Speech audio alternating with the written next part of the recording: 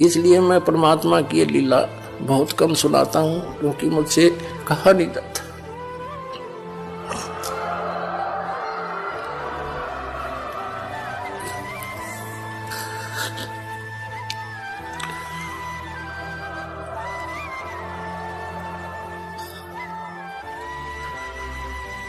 अपनी करनी सब करी, थके दोनों दीन।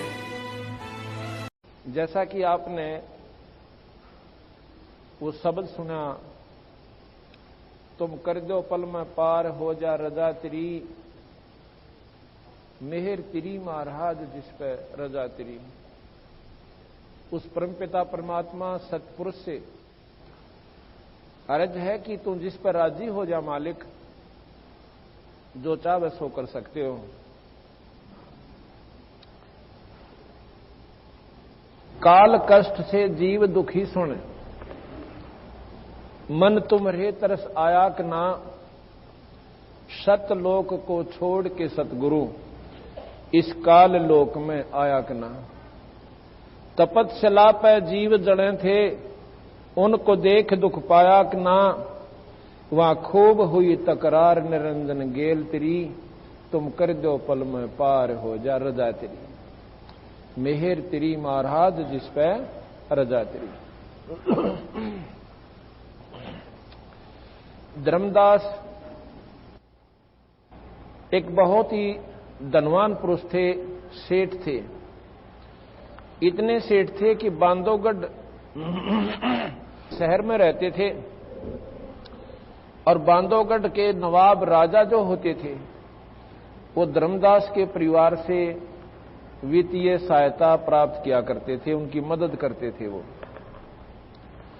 इतना पैसे से परिपूर्ण वो हंस आत्मा, फिर भी परमात्मा में रुचि एक विशेष ढंग की थी। बांधवगढ़ मथुरा से लगभग 1000 किलोमीटर की दूरी पर पड़ता है, और आज से 550 वर्ष पहले की पूर्व बात है। अब हम बांधवगढ़ होकर आए हैं, जबकि सड़कें प्रॉपर बन गई हैं, और गाड़ी में भी वहां पर बहुत समय लगा हमें जान में, यानी कार के द्वारा। और ऐसे उबड़ खाबड़ वहां पर रास्ते हैं, कभी नीचे उतर गए पहाड़ हैं, और कभी ऊपर न चढ़ गए, और कभी ऐसे बांगे टेढ़े से कसूते जंगलामा का। इधर इतनी ऊंची पहाड़ नजर आवे से, तो नीचे साइड में नाला घना है। उस समय वो नाले इतने थे जिनको घाट बोलते हैं। और वो हिम्मत करके वो परमपिता परमात्मा की प्यारी आत्मा, वो धर्मदास सेठ बांधवगढ़ से पैदल चला और मथुरा के अंदर पहुंच गया। कितने दिन में पहुंचा होगा? मेरे ख्याल में तो 1 महीना लग गया होगा उस परमात्मा प्यारी आत्मा ने, क्योंकि उस समय ना कोई ढंग के रास्ते थे, और बारिश होगी तो वो पानी तो भर गया। रास्ते में भयानक जंगल आते थे, क्योंकि जंगल पहले वैसे निरे होया करते थे, अब भी बहुत रह रहे वहां पर।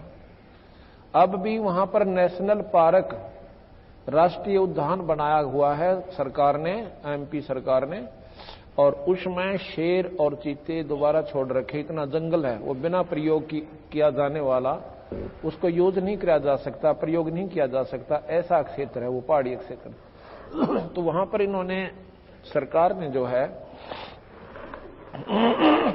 शेरों के लिए वहां पर अब दोबारा वहां पर वास दिया शेरों को, और दूसरे जो चीते वगैरह हैं उसमें छोड़ दिए। और पहले सवता नरे होया करते थे, अब उसने अपनी जान की भी परवाह ना करके परमात्मा को पाने के लिए सिरदड़ की बाजी लाकर मथुरा पहुंच गए। मथुरा में आकर भगवान कृष्ण की बहुत तगड़ी साधना किया करते थे।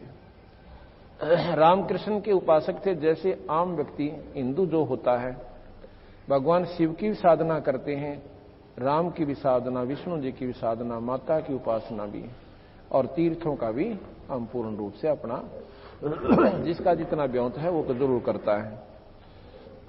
उन्होंने गुरु बना रखा था, रूपदास नाम का उनका गुरुदेव था। रूपदास जी ने कहा, बेटा परमात्मा ये मनुष्य शरीर कभी कभी देता है, सूत बैठा है ये इंसान का, इसको ऐसे नहीं खोना चाहिए। ये माया तो बेरना कितनी बार होली, और आज शरीर हमारा चला जाएगा तो माया हमारे साथ नहीं जाएगी। तो इसमें जितना भी पुण्यदान तो कर सकता है, तीर्थ यात्रा कर सकता है, ईश्वर को भज सकता है, तो यह कमाई अपने साथ रहेगी। तो हंस आत्मा था, परमात्मा में विशेष रुचि होगी। रामकृष्ण जी का जाप करना और शालिग्राम की पूजा करना, शिवलिंग की पूजा करना, गीता जी का पाठ करना उसका दिनचर्या थी। उसकी ऐसी दिनचर्या थी। तो कबीर साहब वो पूर्ण परमात्मा सत्पुरुष, इतनी पुण्यात्मा का इतनी श्रद्धा देखकर उसको पता चला कि ये अनजान आत्मा गलत साधना पर लगा हुआ है। तो कबीर साहब मथुरा में आकर प्रकट हो गए एक जिंदे के रूप में। जिंदे महात्मा ज्यादातर मुसलमानों में होते हैं। वो कैसे होते हैं? एक काला सा टोप, ऊपर इतना लंबा चौटा टोप का, इतनी लंबी टोपी बनाते हैं, लंबी लंबी वैसे कपड़े से की, और तहमंद बांध लेते हैं, और एक ऊपर जैसे कपड़ा कुर्ता पहनते हैं। लेकिन उस समय उन्होंने वो रूप नहीं बनाया था, फिर बाद में बनाते हैं। पहले ऐसे साधारण से भगत के रूप में। और धर्मदास को देखा, सुबह उठा, एक स्थान लिपया, पहला तो गोबर, गऊ के गोबर तय,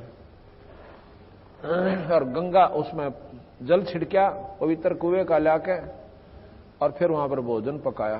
भोजन पका के खाना खाया। हाँ, उससे पहले उनकी पूजा करी, वो लीप ल्याप के वहां पर मूर्तियां रखी भगवान वो ठाकुर जी की, उनको नवाया, नवा के उनके कपड़े पहनाए, मुकुट रखा, माला डाली, मुकुट रखा, तिलक लगाया। उसके बाद फिर अपना गीता जी का पाठ करने लगा। कबीर साहब इतनी दूर बैठे देख रहे हैं जैसे कोई भक्त देख रहा हो।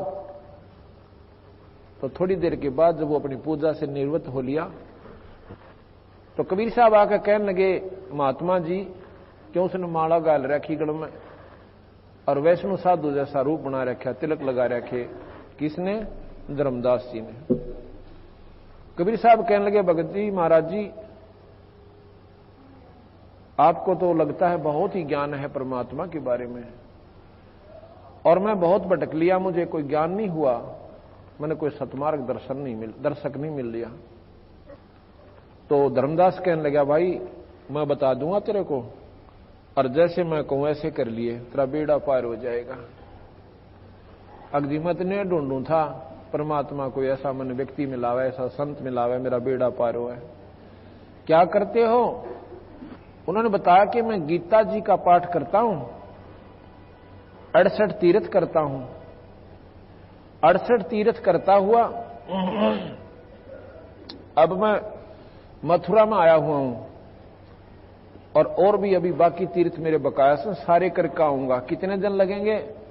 अक्के मेरा 2 वर्ष भी लग सकते हैं, 1 वर्ष भी लग सकता है, 6 महीने। तो आज अगर कोई 68 तीर्थ करना चाहे अपनी कार में जाकर तब लगते हैं प्राणी को, और 60,000 रुपये लग गए। अब 30 में भी ना शब्द है। 68 तीर्थ पर जाने के लिए कम से कम 6 महीने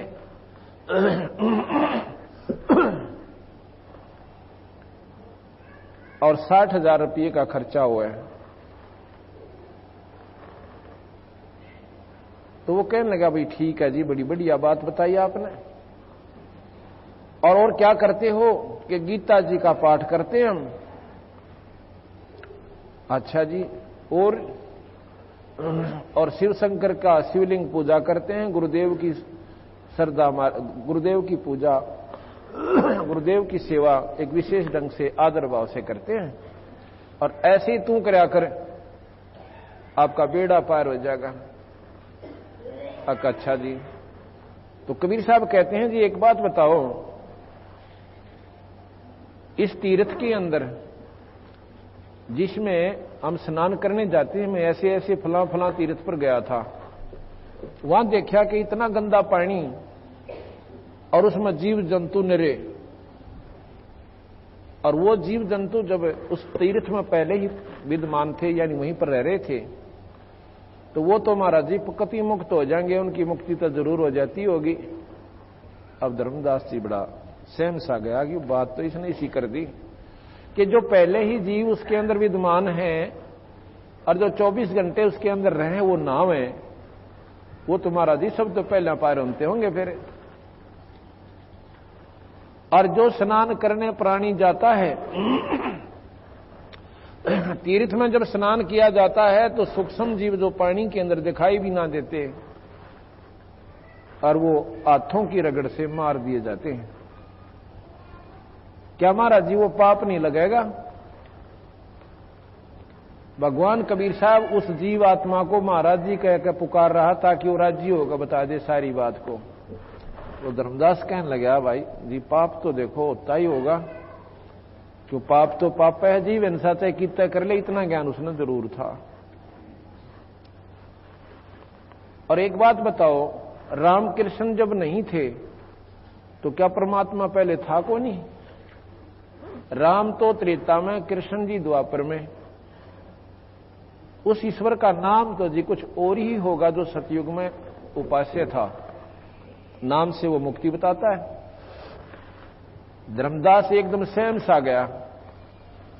नो बोला हम व्रत करते हैं एकादशी का। अच्छा व्रत करते हो, व्रत करने से क्या लाभ होता है? कहते स्वर्ग प्राप्ति होती है। कबीर साहब कहने लगे एक बार अकाल पड़ा था, इतना भयंकर अकाल पड़ा था कि सारी दुनिया आंधी होकर मरी थी और अन्न के दर्शन भी ना हुए थे, पत्ते भी खत्म हो गए थे वृक्षों के खा खा के, और फल तो मिले कहां थे। उन जैसा व्रत तो मेरे ख्याल कोई कर भी नहीं सकता, आप तो कदे भी नहीं कर सकते धर्मदास जी। और उसमें सारी एक कमते लेकर और माउसताई और फिर एक कमते लेकर पणवासी ताई सारी तिथि आ गई थी और आंधे होकर कुत्याली मौत में रहे थे। मेरत या तसली होती कोई ना, हूं आपको हो सो मैं नकारा करता कोई नहीं। धर्मदास कहने लगा हम जीव हिंसा नहीं करते कोई भी, और ऐसे बड़ा हमारा सबसे उत्तम पंथ है वैष्णो धर्म। कहने लगे आप कहां से चले हो? कि बांधवगढ़ से आया हूं। कितनी दूर है यहां से? कि जी हजारों किलोमीटर। उस समय कोस होते थे कि लगभग 400 450 कोस पड़ता है। और पैदल आए? कहां जी पैदल आया। कितने जीव मारे रास्ते में आपने? आप अपने स्वार्थ की खातिर निकले। आत्म कल्याण भी एक स्वार्थ ही है। और वो बेचारे अपने बच्चा के चुग्गे खातिर, कोई कीड़ी चीटी अपने बिल से निकली और वो तू ऐसे मारा भगदी, उनका भी लेखा तेरे सिर पर होगा। यहां पर गीता जी में लिखा कि जैसे कर्म प्राणी करेगा वो दोनों भोगने पड़ेंगे। धर्मदास ने बोला जी न्यू तो लिख रखा है, तो फिर ये दोनों भोगने पड़ेंगे भाई तुझे। ये तीर्थ का मान ले पुण्य तो होया एक, और इसमें 2 घड़ी स्वर्ग मिलेगा, और इन पापों का प्रतिफल तुझे 1000 नरक मिलेगा, 1000 वर्ष नरक मिलेगा। बता इस तीर्थ ने के चाटू भाई, मेरा तो यह समझ में आई कोई ना। कहने लगा तू तो बात बहुत बनाता है, यानी जब ना वो ज्ञान तो महाराज जी काबू आए को ना, तो थोड़ा सा गर्म हो गया महाराज जी, अंतर ध्यान हो गए, यानी एकदम दिखाई नहीं दिए सामने तय। अब धर्मदास ने सोचा रहने के आकर भगवान ना मेरा किस रूप में आ जा, और आपने तो चाड़ा कर दिया, मैंने तो आज जुल्म कर दिया। भगवान आए थे है और पूछना चाहिए था अगली फिर मार्ग कौन सा है, आप सच आप बता दो। जबकि मेरे सारे आंकड़े खत्म और उसकी बात 100 की 100 वजनदायक, और फिर भी अभी मानवस नहीं मान्य। अब ये फिर भी ना मान्य, अब ठीक है मेरे हिसाब तो है, अब ये फिर भी ना मान्य तो भाई अंतर ध्यान हो गया महाराज जी। अगले दिन अब वो एकदम झटका सा तो लगा उसको, सवेरे सवेरे वो फिर नहा धो के और ऐसे ही अपना लीप के वो करके सारी प्रक्रिया और खाना बनाता है। खाना बनाने लगा तो चूल्हे में लकड़ी ला रखी थी इसी मोटी, और उसके साथ छोटी छोटी लकड़ियां एडिशनल और लगाते हैं ताकि वह आग बढ़े जा। सारा खाना बना लिया उसने, अपना भोजन, और स्वयं बनाया था। तो वह लकड़ी जड़ती जड़ती जब उसके सामने आई, बीच से लकड़ी थोथी थी, और उसमें देखा कि वह पाछे तक काली हो रही सारी चींटियां थे, उसमें से कीड़ियां निकल रही, चींटियां, और अपने बच्चे मुंह में ले रही अंडे, और कुछ उसका मां जो बाहर लकड़ी के पीछे एक गर्म होने से एक विशेष पदार्थ छोड़ देती वह लकड़ी, और वो पानी सा इतना उबल रहा होता, और उसमें पड़े और उसके सामने पटर पटर जैसे चटक पटक होकर मर रही हैं। और उसने देखा उत्तरे की, धर्मदास के विचार आया कि या तो कम से कम भी 3 फुट की लकड़ी थी, और इसमें सारी में ये कीड़ी थी, तने तो जुल्म कर दिया, इतने प्राणी मार दिए, मेरे ख्याल भी नरक भी परमात्मा ने न्यारा बनाना पड़ेगा मेरी खातिर। ओए होए होए। अब के विचार करा, क्योंकि आस्था परमात्मा में बहुत गणी थी। ईश्वर ने विचार अब पे, मतलब वो प्रेरणा आई सद्भावना पूर्वक कि आज मैं इस अन्न को नहीं खाऊंगा, इस सारी भोजन को, बात को किसी महापुरुष को खिला दूंगा, संत को, मेरे पाप कट जाएंगे, मेरा पीछा छूटा, मैं नहीं खाऊं इसको आज। अब उस अन्न को लेकर उस थाली में धरकर और चलता है, सामने बंदी छोड़ कबीर साहब एक जिंदा रूप में बैठ जाते हैं, जो ऊंचा सा टोप, दाढ़ी बड़ी हुई, और वहां पर बैठ जाते आके एक वृक्ष के नीचे। धर्मदास ने सोचा महाराज जी वो बैठे, लेकिन वो शकल वो नहीं थी जो पहले दिन वार्ता हुई थी। धर्मदास ने जाकर नमस्कार किया और उनके आगे वो भोजन की थाली धर दी। महाराज जी भोजन पाओ, लगे है आपने भूख लगी है। कहा भाई भूख का टाइम हो रहा है, 10 बज गए दोपहर सुबह के, भूख तो लगी धर्म भगत जी। हाँ, धर्मदास नाम कहा महाराज जी ने कि धर्मदास भूख तो बहुत लगी हुई सब आई। अब उन्होंने सोचा धर्मदास का है ये, यूं क्यों मेरा नाम जान गया। फिर ने सोची हो सके है तीर्थ पाया होगा, किसी ने मुझे पुकारा होगा, इसने याद कर लिया होगा। ये मन बड़ा उस्ताद से जल्दी सी ठिकाना बात ना आउन नहीं दे। तो कहने लगे भोजन पालो महाराज जी। अकलिया भैया, महाराज जी ने वो ऊपर का जो छालना सा ऊपर डाल रखा था कपड़ा, वो उठा दिया, हटा के लोटे में तपने में तो पानी लेके ऐसे कोई मंत्र सा बुदबुदाया और छींटे मार दिए। वो सारी की सारी सब्जी और रोटियां की कीड़ी बन गई, चींटी बन गई और काली थाली होगी कतई। और नो निकलने बेचारी वो अपने बच्चे मुंह में लेकर नो बोला धर्मदास तेरे तक कसाई भी चोखा, इतने पाप के भोजन को और मुझे खिलावे और रोज तो प्रतिदिन खावे।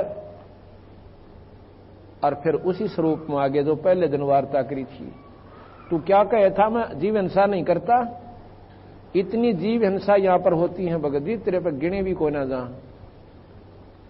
और इतना पाप तेरे सिर पर धरते था यू काल बली, और बहका रखा तुम्हारे को कि तुम पुण्य कर रहे हो, पुण्य थोड़े और पाप गणे। धर्मदास तो चरणा में पढ़कर रोएगा, छोड़ जाए को नहीं, छोड़ जाए को नहीं। महाराज जी कहते हैं सुन भाई, मैं खुद स्वयं परमात्मा हूं, पर नो विश्वास हुआ क्यों करे, क्यों नहीं हुआ, क्योंकि हमारे इधर ज्ञान ऐसा गढ़ रखा कि परमात्मा आकार में आता है को ना, उसकी परिभाषा न्यारी है, उसका तो रूप ही कुछ और होश है, वो तो देखा ही नहीं जाता। जब परमात्मा का आकार नहीं तो देखोगे क्या, जब उसका आकार मानते ही नहीं, आकार बिना दिखे के अगला समाधि लाओगे, समाधि क्या खातिर लाओगे, परमात्मा को निराकार मानो फिर देखने खातिर समाधि लाओ, तो दोनों बात कैसे बने, दिखेगा तो प्रेमी आकार में आना पड़ेगा, उसने ना कोई ना दिखाई दे। समाधि क्या होती है थोड़ा वर्णन करेंगे अभी आगे चल के, अभी ये प्रकरण पूरा करते हैं। धर्मदास जी को महाराज बताते हैं सुन भाई बेटा खड़ा हो, नो रोवा मत ना, बात सुन मेरी ध्यान पे। कबीर साहब ने जब कहा मैं परमात्मा हूं, धर्मदास ने बोला महाराज जी यह बात मेरा जचती को ना। क्यों नहीं जचती, आप रोटी भी खाओ, आप पानी भी पियो और चलते फिरते नजर आओ, और मनुष्य कैसे दिखो, मैं क्यों कर मानू आप भगवान हो। बंदी छोड़ कहते हैं हम साहेब सतपुरुष हैं। कबीर साहब बोले मैं पूर्ण परमात्मा सत्य पुरुष हूं। हम साहेब सतपुरुष हैं, ये सब रूप ये हमारे द्वारा ही बनाए गए हैं। ब्रह्मा विष्णु महेश और तुम सब जीव वहीं से आए थे भाई। जंद कह धर्मदास से तुम सत्य शब्द गनसार, गगन सुन में धाम है अवगत नगर नरेश, अगम पंथ कोई ना लखाइए खुद शंकर शेष। हमारा जो स्थान है ना वो बहुत दूर है, ना शिवजी ने पा लिया, ना ब्रह्मा ने पावे, ना विष्णु ने पावे। हम विधि बताओ भाई नहीं हो पावे, और आम व्यक्ति भी जा सके, भाई भी जा सके, बहन भी जा सके, और बूढ़ा भी जा सके। जब हमने 10 मंजिल की इमारत में जाना है, 10 मंजिल की मकान पर ऊपरली छत पर पहुंचना है मंजिल में तो कोई तो पीछे से चढ़ रहा है, कोई बराबर से चढ़ रहा है, और कोई सामने से लटक रहा है। कोई झांकी तक पहुंच गया एक मंजिल में, वहां से दड़ पड़ा। ये रास्ता उस वहां तक पहुंचने का नहीं है।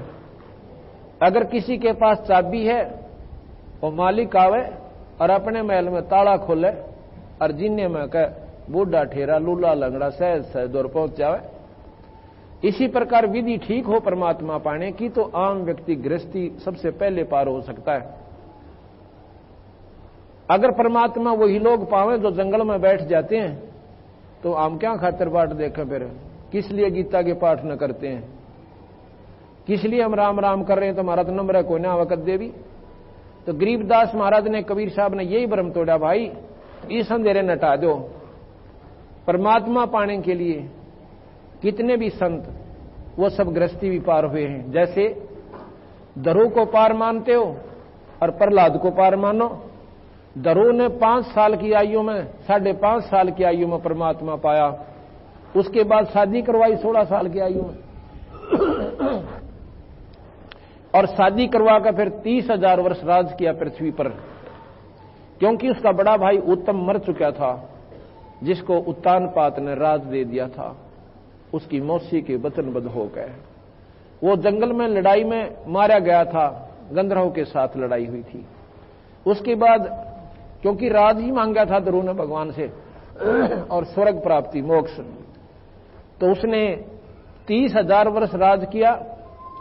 और 2 शादियों का प्रमाण सुख सागर में मिलता है कि ध्रुव की 2 शादियां हुई और फिर स्वर्ग में गया।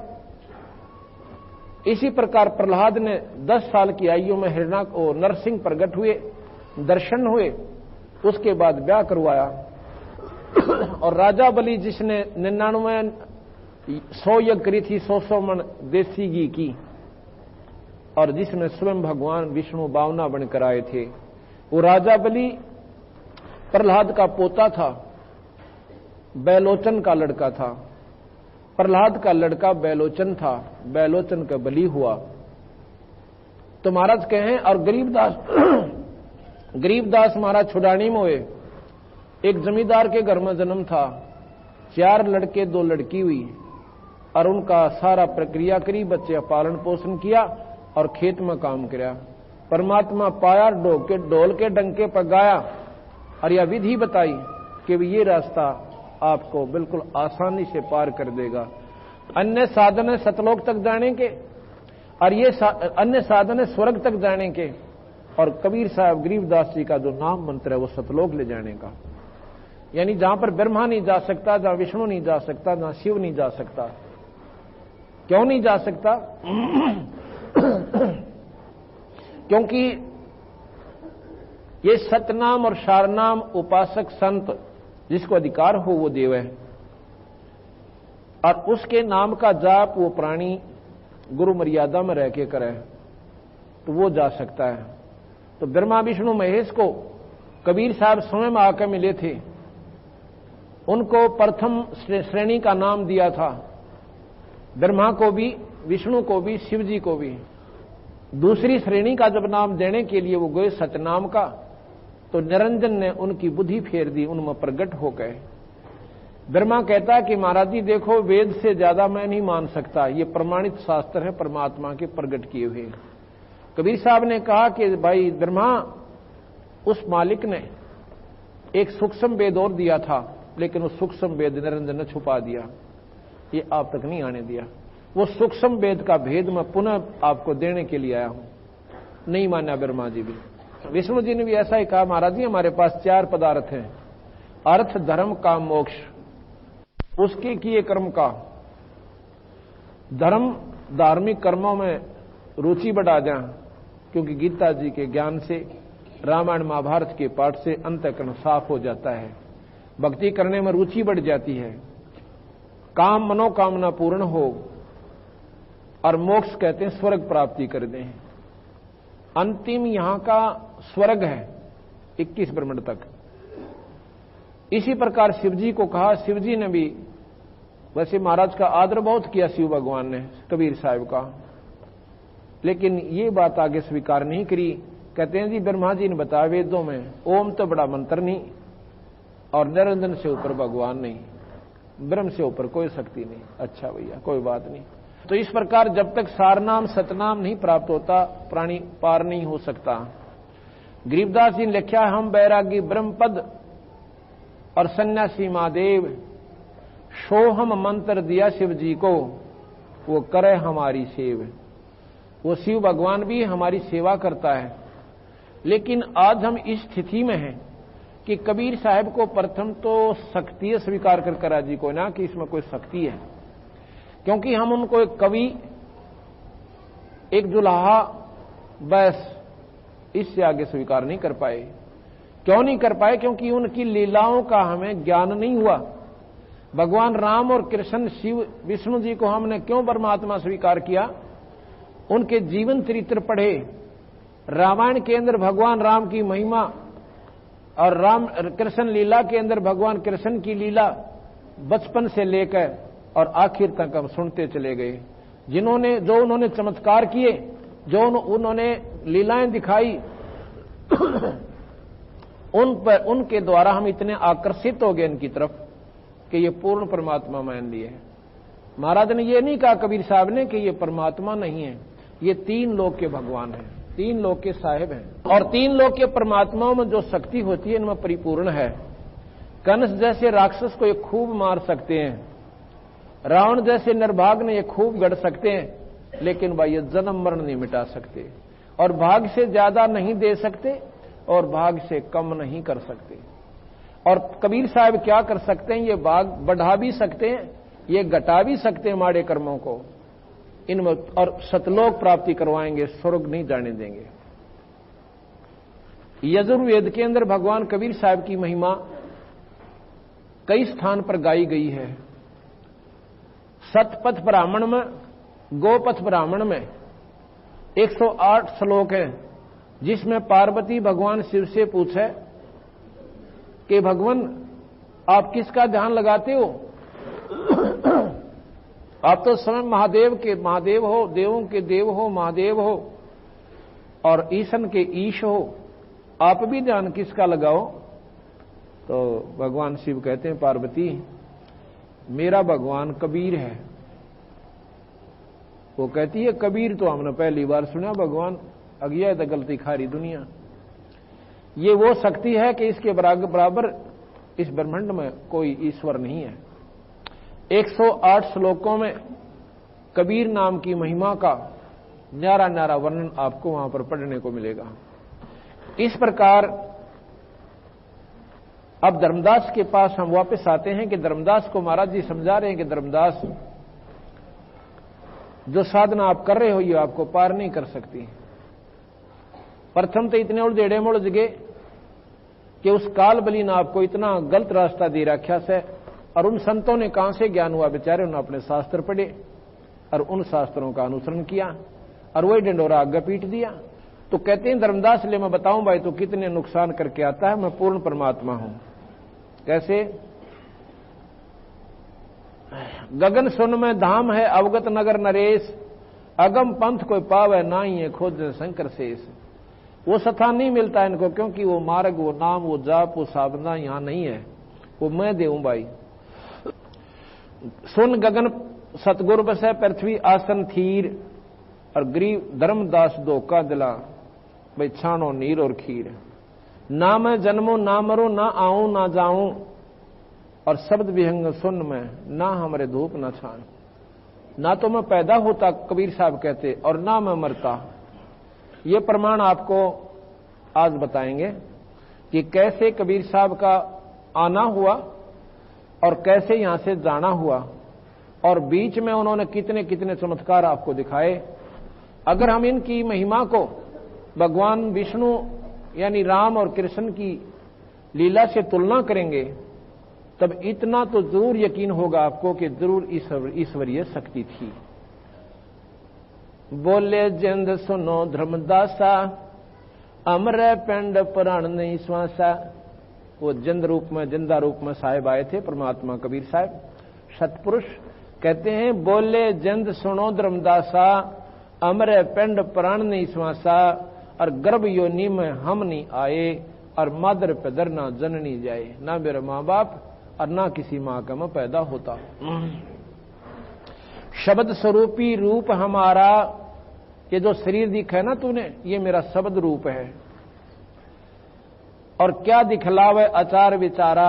आचार किसे कहते हैं? जैसे कर्म कांड करते हैं भाई, मूर्ति पूजा करना, तीर्थ व्रत करना, ये इस प्रकार गीता जी का, भागवत का, रामायण का प्रतिदिन पाठ करना, ये आचार हैं, कर्म कांड है। और कर्म कांड स्वर्गापुर वासा, कर्म कांड से स्वर्गापुर जाता है और उसके बाद नरक में आ जाता है, जो नरक भोगने होते हैं। 70 ब्राह्मण की है हत्या, जो चौका तुम देवो नित्ता। ब्राह्मण की हत्या का शास्त्रों में इतना खतरनाक प्रमाण दे रखा है कि ब्राह्मण को मारे का पाप नहीं उतरता जीव का। कहते 70 ब्राह्मण की है हत्या, जो चौका तुम देवो नित्ता। है तुम जो रोजाना जो लीप के ना ये लीपते हो पृथ्वी को, और फिर भोजन तैयार करो उसमें, इतने पाप करते हो धर्मदास, 70 ब्राह्मण की हत्या हो जाती है, इतना पाप तेरे ऊपर है, और तू नो का मैं पाप नहीं करता। अब धर्मदास सुन्न हो गया कतई, क्यों आंखें देख रहा, बोल रहा क्यों कर। पहले तो वकील बने था, पर बंदी छोड़ने गुंजाइश नहीं छोड़ी। 70 ब्राह्मण की है हत्या, जो चौका तुम देवो नेता। ब्राह्मण से हत्या जो हुई, और स्नान जल स्नान करे तो सोई। 70 ब्राह्मण की हत्या फिर होती है, कैसे? सहस 1000 ब्राह्मण की हत्या कहां होती है? जहां तुम तीर्थ में जाकर स्नान करते हो। हमने जींद के पास पिंडारा गांव है, वहां पर तीर्थ देखा। वहां पर कहते पांडव आए थे और उन्होंने जोड़ खोजा था, और नो कहे वो मौस की बाट में देखी, और बैठ के माउस ना आई है, अरे बिला शराब देगे, बिला कलयुग में रोज आया करेगी। एक बात बताओ, पांडव स्वयं दुखी, एक भी काम हल नहीं हुआ उनका, और उन जोड़ खोजा और हम नान जाओ उसमें। जब वो स्वयं सुखी नहीं हुए वहां के स्नान करने से, और हम वहां स्नान करके सुख की बाट देखें, ये उड़जेड़े किसने लाए? उन अनजान लोगों ने, जिन्हें मार्ग का बेरा नहीं था। अपना पीछा छुटवाने खातिर आगे हांडे जाएंगे, धक्के खानते उड़ा तेरा पीछा छूटेगा, क्योंकि सुख वो दे नहीं सकता, क्योंकि मार्ग कोई ना संत के पास।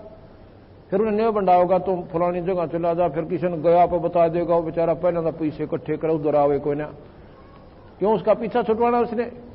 गया जी जान खातर कम से कम भी 5,000 रुपये चाहिए, और फिर वहां की समय काट है, फिर जावा गया पर इतना उससे कोई लाभ ना। फिर ने एक बार द्वारका गेड़ा और मारा, द्वारका कौन सी आड़े है, इन तीर्था बनाया जाए, इतना उसका पंडा और दोना नुकसान होना, नुकसान हो ले, मरना हो मेरे लिए इतना। वो अब हमने वो तीर्थ देखा, अमावस्या के दिन वहां पर एक फिल्म भी बनवाई हमने। ओए होए होए, वो भोली बाली आत्मा जिनको गुमराह कर दिया, वो डटे तो ना डटती, नो कति जैसे पानी उमड़का कर नदी का, नो दुनिया इकट्ठी हो से, और ऐसा गंदा पानी हो जाता, उसमें गधे पानी नहीं पी सकते, और वो भोली आत्मा उसमें स्नान करके उस बेकूफां द्वारा बढ़ाई हुई, बहकाई हुई, और वहां स्नान करके नो को हमारी मुक्ति होगी, हमें सुख प्राप्त होगा। तो कहते हैं ब्राह्मण से हत्या जो हुई, और जल स्नान करे तो सोई। उसमें क्यों कितने जीव रगड़ रगड़ के मसड़ मसड़ के उनका कचूमर निकले, आराम मुक्ति की बात देखें है तेरे की। अब बिना बेरे वायदे से जुल्म पहला हम भी जाया करते, मैं सब तागरा करता, क्यों? भक्ति भाव में ज्यादा लगन थी। और जो भी किताब बता देते, उड़ो फलाना एक शिवजी निकल रहा है, उड़ो जान दे बाजे। अब शिवजी के निकला मूर्ति दरी पाई हुआ, किसी को उधर गया होगा, एक बताते हैं, एक ने ऐसा खेल खेला उस शिव जी निकालन का कि एक एक खेत में बैठा थोड़े से दिन वो महात्मा, और वहां की एक रैग बोरी चिना की दाब खुर्दवा के खड़ा, बोरी चिना की दाब दी रात ने, और उसमें एक मूर्ति धर दी शिव जी की, ऊपर 1 फुट 1.5 फुट माटी घेर दी, और फिर 6 महीना पाछा फेरा, उस पर घास जमा पाया उड़े, उसने निशानी पुक्की करेली थी, गांव में डंडोरा पिटवा दिया अपने जो सेवकों द्वारा, बोला भाई यहां शिव जी निकलेगा परसों, उड़े पानी गिरना शुरू कर दिया, पानी डाला, और दूर से बना रखा उसने पानी का भी सिस्टम, एक नाली सी बना के उसमें पानी ठोक दिया, वो चने फूल गए, फूल के चने वह शिव जी निकलने लग गया, सारा गांव इकट्ठा हो गया और मार बेगन हो गया भाई उड़ता है।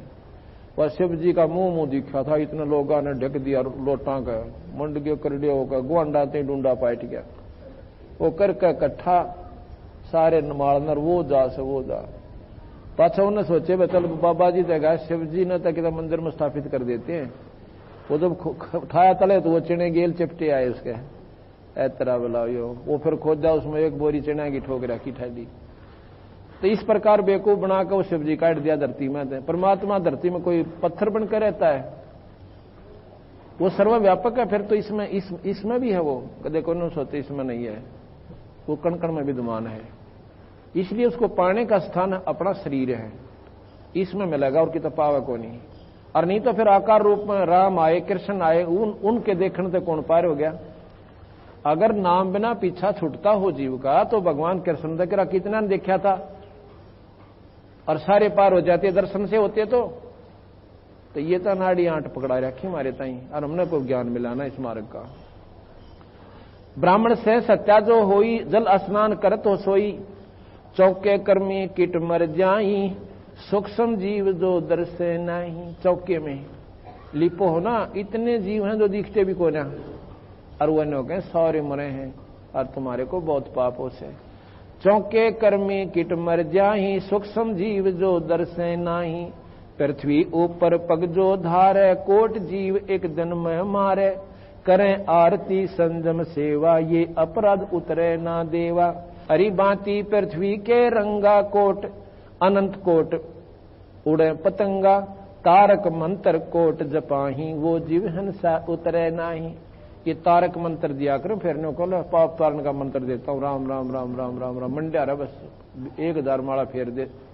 कहते हैं ये तारक मंत्र कोट जपाही, और वो जीव हंसा उतरे नहीं। अगर राम के नाम तय और पाप कटे तो भगवान राम ने स्वयं दंड भोगना पड़ा उस अपने किए हुए कर्म का। कैसे कि भगवान राम ने सुग्रीव के भाई बाली को मारा था और उसका दंड उन्होंने भोगना पड़ा। द्वापर युग में आके कृष्ण जी के रूप में आया और बालिया नाम के एक जी मरने शिकारी ने, जो मच्छियां पकड़ता था, पहले मच्छियां भी पकड़ता था और साथ में दूसरे भी शिकार भी करने जाता था, उससे वो बाली तो जो बाली था वो बालिया नाम का जी अपराधी पारधी बना और कृष्ण वही राम कृष्ण जी बन के आए, उन्हें अपने स्वयं बदला देना पड़ा। तो महाराज कहे कि तारक मंत्र कोट जपाही, ये जीव हंसा उतरे नाही, ऐसा ज्ञान अचम सुनाऊं, पूजा अर्पण सब छुटाऊं। मैं आपको ऐसा मंत्र दे दूंगा भाई ये सारे ही ना अपने तीर्थ पर जान की आवश्यकता पड़े और ना ही कहीं आपको किसी प्रकार की अन्य साधना जो व्रत कुछ नहीं करना पड़ेगा। एक नाम देते हैं, इससे आपका बेड़ा पार हो जाएगा। हमने आत्म कल्याण से ही तो मतलब है। जो भी कोई साधना हम कर रहे हैं अपने सुख सुविधा खातिर ही घर में कर रहे हैं और वो होती भी कोई ना, और उन्हें पूज्य में जा रहे हैं। जो नुकसान होना है, ज्यादा पैसे वाला है, लाखों का वजह है, थोड़ा सा उसकी भैंस मर जाया हुआ है बतेरी, तो बंदी छोड़ के हमारी शरण में आओ, पहले तुमने यहां सुख दूं, इतने सुख दूंगा कि तुम्हारे पर नावड़ा कोई ना, गिनने भूल जाओगे। अब तो पहले प्राणी यहां पर आते हैं, दुखमर होते हैं हमारे पास इस बंदी छोड़ के दरबार में, और ये दूसरा होना जब वो सुखमर होते हैं। वो सुखमर होते हैं कि हम पहले कहां भूल गए थे, हमने पहले मार्ग क्यों ना मिला, इतने दुख पा लिए। ऐसे ऐसे भक्त आए हैं, होंगे 20-20 साल तक बिरान माटी हो रही थी, ना घर में सुख था, ना कदे बालक बीमार, कदे हम दुखी, और इस बंदी छोड़ की शरण में आते। ये काम था, ये पहले हम चौकस करें हैं कि जब तक हमारा मन सेट नहीं होगा इतना भक्ति हो क्यों करे। तो सबसे पहले बंदी छोड़ कबीर साहब हमारे ये सारी कामों को इस स्थिति पर ले आओगे कि आपने उनकी चिंताएं बंद हो जाएगी। और चिंता बंद होएगी तो फिर आप क्या करोगे, फिर गफलत करते हो भक्ति भगवान में। महाराज के हमारा ये उद्देश्य नहीं, फिर गफलत में करोगे भगवान के मार्ग में भक्ति में तो फिर नुकसान शुरू हो जाएंगे। ये सुख इसलिए देता हूं कि तुम्हारा दृढ़ विश्वास हो हमारे में कि हम जो रास्ता बताऊं वो सच सबाई, और फिर परमात्मा बच का अपना बेड़ा पार करवाओ। सतलोक चलो, वहां पर आपका दोबारा मरण नहीं होगा। स्वर्ग में गए प्राणी दोबारा आते हैं, ये आपने खूब पता है। भगवान कृष्ण भी कहते हैं, गीता जी का ज्ञान भी यही बतावा है कि अर्जुन तेरे मेरे असंख्य जन्म हो लिए, जन्म मरण तो मिटे नहीं। चोले बदलेंगे, कभी कुत्ते बन जाएंगे और कभी सूअर बन जाएंगे, कभी गधे बन जाएंगे, और कर्म अनुसार फिर मनुष्य भी बन जाओगे, पर भाई यह दुर्गति नहीं मिटे। यही माता शक्ति पुराण में कहती है कि हैवग्रीवा तेरा जन्म मरण नहीं मिटा सकती भाई, तेरा मरण तो जरूर होगा। तो उसने केवल मांगा, न्यो बोला जी मुझे ऐसा वर दे दो कि मैं हैवग्रीवता ही मरूं। अच्छा भाई तथास्तु। अब भगवान विष्णु को हैवग्रीव का रूप बनाना पड़ा उस माता के आशीर्वाद को भी रखते हुए। कैसे बनाया, कहते भगवान विष्णु राक्षसों से लड़ लड़कर थक कर एक स्थान पर बैठ गया और अपने तीर की को ऐसे ठोडी पर लगाकर एक पहाड़ी सी पर बैठा था। अब हैवग्रीव का न तंगने कर दिए देवता, वो माता के पास गए, ना ब्रह्मा के पास गए, शिव के पास गए, न बोले मारे बस का तो कोई ना हैवग्रीवा मारना, इसको तो वरदान है हैवग्रीव ही मारे। तो कहां आए, तो ब्रह्मा जी बोला चलो विष्णु जी से प्रार्थना करते हैं, वो कर सकते हैं इस काम को। विष्णु जी निंद्रा में गणी में। अब सोचा भी इसने उठावा कैसे, उठाओगे तो पाप लगेगा। उन्होंने एक कीड़ा छोड़ दिया उस परतंचा के ऊपर, उस तार के ऊपर जो डोरी थी ना धनुष की। अब किसकी खुड़का होगा चलेगा ना, जब कीड़ा ऐसे ऐसे चलता है वो, तो उसकी आवाज बहुत जोर से होती है उस तार के ऊपर, धनुष के ऊपर। तो महाराज की आंख खुल जाएंगी, हमारा भी नाम ना होगा, नहीं सोचेंगे कीड़ा चढ़ गया था। तो उन्होंने ऐसा ही कर दिया। कहते हो कीड़े ने पहले परतंचा काट दी, वो तार कट गया और कटने से उसका ठोडी ठाडी नाड़ भी कट गई भगवान विष्णु की। वह तो कितना गिराना कहां जा पड़ी और शरीर वहां रहेगा। इतना आवाज हुई कि सारे ब्रह्मंड गूंज गए। अब सारे घबरा गए, बड़ा चाड़ा पैटा। फिर मां की आराधना करी शेरा वाली की। उसने कहा भाई नो करो, ये उस सर का तो बेराना कित गया, इसके एक घोड़ा का गर्दन काट लियाओ। घोड़े की गर्दन काट लाए और उस विष्णु के सिर पर रख कर उनको जीवित कर दिया माई ने, विष्णु जी को, शेरा वाली ने। और वो खड़ा हुआ तो कहने लगा अभी कैसे आए, ये व्याख्या उसने अपना स्वरूप तो ना देखा पर न्यू तो था सामने कौन कौन खड़े हैं, कैसे दर्शन दिए। तो माई वो कहते हैं कि महाराज जी ऐसे ऐसे बात बन गई, हैवग्रीव नाम का एक राक्षस घना दुखी कर रहा है और आप बिना वो काम कोई नहीं कर सकता। चलो अब उस हैवग्रीव का मतलब है ऊपर गर्दन घोड़े की, तले देवता शरीर। हैवग्रीव माने गर्दन, और ऊपर की गर्दन तो घोड़े की, और ग्रीव माने गर्दन हैव घोड़ा, और नीचे का शरीर दूसरा। तो भगवान जब कृष्ण विष्णु ने वो हैवग्रीव नाम का राक्षस मारा, तो कहने का भाव यह है कि जन्म मर नहीं मिटता। तो इस प्रकार ये पाप इतने बढ़ते चले जाएंगे। और कबीर साहब कहते हैं मैं तुम्हारा जन्म मरण मिटू, पहला तो भाई सबसे पहले इसको खत्म करूंगा और सतलोक ले जाऊंगा। सतलोक में जाने के बाद तुम्हारा दोबारा जन्म मरण नहीं होगा। अब सबसे ज्यादा दुख यहां पर मरने का। आज हम अपने बच्चों के साथ में कितने सुखी हैं? और भाई आप देख रहे हो रोजाना कितनी दुर्दांत घटना हमें सुनने मिले। कलेजा दैल जाता हमारा भी किसी की सुनते हैं कि एक घर के 2 प्राणी एक्सीडेंट में मर गए, और उस घर में के बचा होगा फिर। बाकी सर कूट कूट कर दीवार फोड़ देते हैं और सर फोड़ लेते हैं, पर बनता कुछ को नहीं। तो महाराज के इतने बूंदे कष्ट तुमने असंख्य बार भोग लिए, और फिर भी ना सोधी करते यहां से निकल जावा। और निकलने का सबसे आसान तरीका केवल बंदी छोड़ के भगवान कबीर साहब का मार्ग यानी नाम, नाम ही जीव को पार करेगा। गीता इसी का प्रमाण देती है। ओम नाम के मंत्र का भगवान गीता जी के अंदर नाम का जाप का महत्व देते हैं। राम नाम का गीता जी में कितना जिक्र नहीं है। और रामायण में लिखा है कि कलयुग केवल नाम आधारा और सुमर सुमर नर उतरो पारा। वो नाम कितना पार करेगा? विष्णु जी की साधना जो करने वाला प्राणी विष्णु लोक में चला जाएगा नाम के जाप से। जैसे धरु और प्रहलाद ने नाम ही जाप किया। प्रहलाद तो घर में ही रहा शुरू से ही, और नाम के जाप से वही वस्तु प्राप्त की जो ध्रुव ने वन में प्राप्त की। यहां कहते हैं कि ऐसा ज्ञान अचम सुनाऊं, पूजा अर्पण सबे छुड़ाऊं। भाई खान पान में दमन प्राणी कैसे पाओ मुक्त निशानी। खाते हो ना उसमें भी जीव मरते हैं, पानी पीते हो उसमें भी जीव होते हैं, दूध से दही बनती है उसमें भी जीव होकर पैदा होकर मर जाते हैं, उसमें भी पापों से। भाई तुम पीछा क्यों कर छूटे? तो धर्मदास कहने लगा महाराज जी फिर ये पाप तो होते ही रहेंगे जब तक हम आखिर तक रहेंगे। महाराज जी बस कहते मैं बताऊंगा। हमारे पास एक ऐसा मंत्र है, ऐसी दवाई है कि पहले तेरे पाप कर्मान फूकेगी कि जब ही नाम हृदय धरो भयो पाप को नाश। हृदय से चनगारी आग की भाई पड़े पुराने घास। ढेर लाग रहा हो घास का, चाहे 50 फुट ऊंचा और 10 किल्या में कहो सूखा घास यानी पाती वगैरह पराल इनकी दानों की, और एक चनगारी एक तिल्ली ला दो उसमें, उसने फूक के और कति गर्ती का मिला देगी, हवा आवेगी उसने ठा के भगा देगी, उससे जनजोगी नहीं रहे। तो इसलिए महाराज कहते हैं हमारे पास एक ऐसा मंत्र है जो पहले पाप कर्मान काटेगा और तुम्हारे पुण्य प्रफुल्लित होंगे।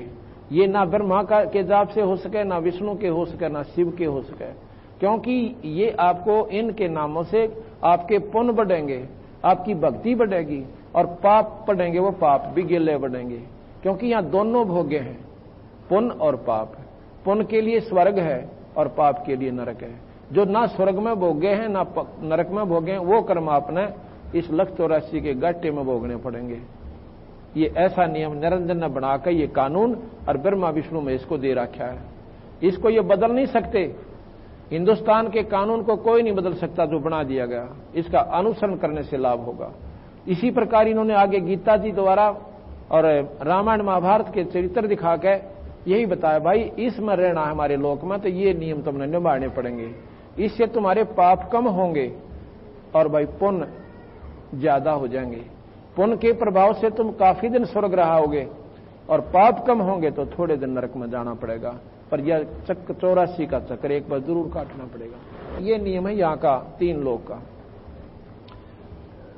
कहते हैं कोट जीव जल अचमन प्राणी या मैं संक शुभ नहीं जानी, कहो कैसे विध करो अचारम और त्रिलोकी का तुम सिरभारम। तू काहे का ये भगवान की भक्ति कर रहा भाई, कहो किस विध करो अचारम त्रिलोकी का तुम सिरभारम, और राप्ती सूक्ष्म एक ही अंगा अल्प जीव जूनी जत्संगा। राप्ती कहते हैं हाथी को और सूक्ष्म कहते हैं ना दिखाई दे वो जीव, यानी चींटी ले लो छोटी सबसे इकाई जो हमने दिखाई दे। ऐसी तो कीड़ी मारने का पाप है चींटी के, और ऐसे हाथी के मारने का पाप है। बाप का छोटा बेटा मरे उसने उतना ही दुखावे और बड़ा मरे उसमें भी इतना ही दुखावे माँ बाप ने। इसी प्रकार परमात्मा की दृष्टि में जो भी जीव छोटा मरे, चाहे वो अनजान में मरे चाहे जाने में मरे, उसके लिए उतना ही वो हत्यारा होता है। इसमें थोड़ा सा अंतर हो जाता है। इतना राहत दिया इन्होंने। यहां पर एक कानून है कि जिसने गुरु बना लिया, और गुरु हो पूरा जिसको आदेश हो नाम देने का, घर घर गुरु बन बैठे, उन भोली भाली आत्माओं ने 4 मीठी बात बना के और कहते हम नाम दे देंगे। नाम का सब न नबेरा राम हर कृष्ण राम हर कृष्ण, घना ओम कर ले, ये तो कोई भी बता सके, लेकिन अधिकारी बिना युग नाम दिया हुआ फलता नहीं, ये काम नहीं करता। उस परमात्मा के दरबार में एक लिस्ट पाओगे जब आप यहां से जाओगे, उस लिस्ट में उस संत का जो यहां पर प्रमाणित है जो नाम देने का अधिकारी है उसका नाम पावेगा, उसकी फोटो पावेगी, और जब आप जाके अपने गुरु का नाम बताओगे वो पार्षद सबसे पहले वो लिस्ट देखेंगे और उस लिस्ट में थारे गुरु का नाम नहीं पाओगा, सीधा नरक में ठोक देंगे। वो नकली पासपोर्ट होगा आपका, उस नकली पासपोर्ट वहां चल नहीं चल सकता। इसी प्रकार जैसे भगवान राम और कृष्ण विष्णु आदि का आपने जाप भी करना है, भक्ति करनी है, तो उसके नुमाइंदे उस संत से नाम लो जिसको नाम देने का अधिकारी गुरु से प्राप्त हुआ हो। फिर उसका जाप करो, डट के विधिवत करो जैसे गुरु बतावे, आप स्वर्ग जाओगे। अब ये बार बार क्यों बताना पड़ रहा है कि स्वर्ग ना हम इतनी बढ़िया चीज माने थे कि इसका बराबर कोई वस्तु है कोई ना। अब उसकी तुलना में जब सतलोक देखा और ये ज्ञान देखा तो वो कुछ भी कौन पाया। उसके सामने इंद्र दा राज, इंद्र स्वर्ग का राजा होता है और राजा स्वर्ग भोग के इंद्र और गदा बनता है। तो गरीबदास कहे इंद्र दा राज काग दा बेस्टा, ओए होए होए, काग की बीट है इंद्र का राज यानी स्वर्ग का राज भी। और जो हमारे जैसे 2-4 साल उसमें वैसे लेटन खातर जाओ अपने पुन इकट्ठे करके, वो बता के लूट के लाओगे वहां से।